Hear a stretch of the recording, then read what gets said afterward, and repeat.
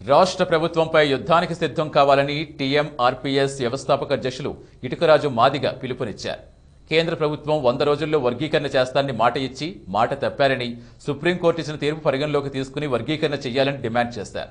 నల్గొండ జిల్లా నాగార్జునసాగర్ ఉప ఎన్నిక జరగకముందే వర్గీకరణపై స్పష్టమైన హామీ ఇవ్వాలని ఆయన తెలిపారు. పోరాట సమితి ఈరోజు రాష్ట్ర ముఖ్య నాయకుల సమావేశానికి వివిధ జిల్లాల నుంచి రాష్ట్ర నాయకులంతా అంతా కూడా ఇక్కడికి రావడం జరిగింది. మరి భవిష్యత్ కార్యాచరణపై మేము గతంలో అనేక ఉద్యమాలు ఏబిసిడి వర్గీకరణ కోసం చేస్తూనే ఉన్నాం. మరి కేసీఆర్ గారు ముఖ్యమంత్రి అయిన తర్వాత ఏబిసిడి వర్గీకరణ కోసం 2వ అసెంబ్లీలో తీర్మానం చేసి కేంద్రానికి పంపించిండు. మరి 5 సంవత్సరాలు ముఖ్యమంత్రి ఉన్న కేసీఆర్ గారు దళిత ముఖ్యమంత్రి చేస్తాను, దళితుల ముఖ్యమంత్రి చేయలేదు. మాకు మొదట కేసీఆర్ ముఖ్యమంత్రి అయిన తర్వాత కొంత ప్రాధాన్యత ఇచ్చినట్టే ఇచ్చి, మరి రెండోసారి ముఖ్యమంత్రి అయిన తర్వాత కేసీఆర్ గారు మాదిగల పట్ల ఎంత కక్షగా ఉన్నాడంటే అసలు మాదిగలంటే లెక్కలేని విధంగా ఆయన ప్రవర్తిస్తూ ఉండు. మేము తెలంగాణ ఎంఆర్పీఎస్ మేము అనేక ఉద్యమాలు చేస్తూ అనేక పార్టీలను చూసినాం. ఈ దేశం మొత్తం మీద 29 రాష్ట్రాలు ఉన్నాయి. 29 రాష్ట్రాల్లో ఏ ముఖ్యమంత్రి చెప్పనటువంటి అబద్దాలు, ఏ ముఖ్యమంత్రి చేయనటువంటి స్కామ్లు తెలంగాణ రాష్ట్రంలో జరుగుతూ ఉన్నాయి.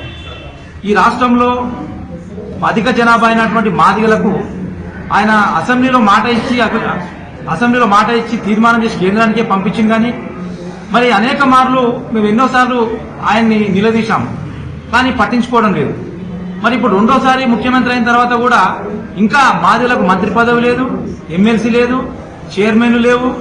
మరి మేము ఆయన్ని అవన్నిటి మీద కూడా ఎన్నోసార్లు అడిగినాం.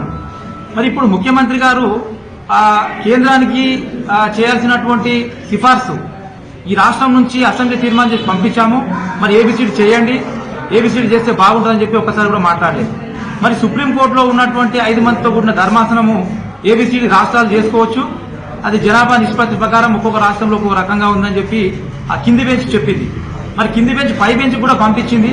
మరి ఈ రాష్ట్రంలో ముఖ్యమంత్రి మాదిగల పట్ల ప్రేమ ఉంటే, మాదిగలంటే గౌరవం ఉంటే, మాదిగల పట్ల నేను పెద్ద మాదిగనవుతా, నా భుజాలపై వేసుకుంటా అని వర్గీకరణ అని చెప్పిన ముఖ్యమంత్రి సుప్రీంకోర్టులో మంచి న్యాయవాదులను పెట్టి ఏబిసిడి అయ్యేంత వరకు ఆయన ఆ కేసులో ఇంప్లీట్ కావాలని చెప్పి ఒక డిమాండ్ ఉంది. మరి అదేవిధంగా కేంద్ర ప్రభుత్వం కూడా మేము అధికారంలోకి వస్తే 100 రోజుల్లో చేస్తామని చెప్పి కేంద్ర ప్రభుత్వము మాకు హామీ ఇచ్చింది, మాట ఇచ్చింది. మరి ఇప్పుడు సుప్రీంకోర్టులో ఉన్నటువంటి ఈ కేసు మీద బీజేపీ ప్రభుత్వంలో ఉన్న పెద్దలు మాట్లాడవలసి వస్తుంది, మాట్లాడాలి కంపల్సరీ. ఎందుకంటే పై బెంచ్ కనుక 9 మందితో కూడిన ధర్మాసనం కనుక మాకు రిజర్వేషన్లు చేసుకోవచ్చు అని చెప్పి జడ్జిమెంట్ ఇచ్చినా, గైడ్ లైన్ ఇచ్చినా, మరి పార్లమెంట్ లో చట్టం చేయాలి. పార్లమెంట్ లో రాష్ట్రాలు చేసుకున్నటువంటి చట్టాన్ని చేస్తేనే మాదిగలకు న్యాయం జరుగుతుంది. అన్ని రాష్ట్రాల్లో వర్గీకరణ ఇంప్లిమెంట్ అవుతుంది. ఏ రాష్ట్రాల్లో వర్గీకరణ చేసుకోవడానికి ఆస్కారం ఉంటుందో ఆ రాష్ట్రాల్లో వర్గీకరణ చేసుకుంటారు. మరి మేము భవిష్యత్ కార్యాచరణ ఇప్పుడు ప్రకటిస్తా ఉన్నాం. ఈ రోజు నుంచి వచ్చే నెల 25 తారీఖు వరకు రాష్ట్ర కమిటీలు, మండల కమిటీ, జిల్లా కమిటీలు, మండల కమిటీలు, గ్రామ కమిటీలు అన్నీ వేయాలి.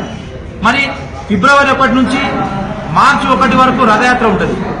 మరి మార్చి 1 తర్వాత ఏప్రిల్లో బహిరంగ సభ కూడా మేము కార్యక్రమం తీసుకుంటా ఉన్నాం. కేసీఆర్ గారు తెలంగాణ రాష్ట్రంలో మాదిగలను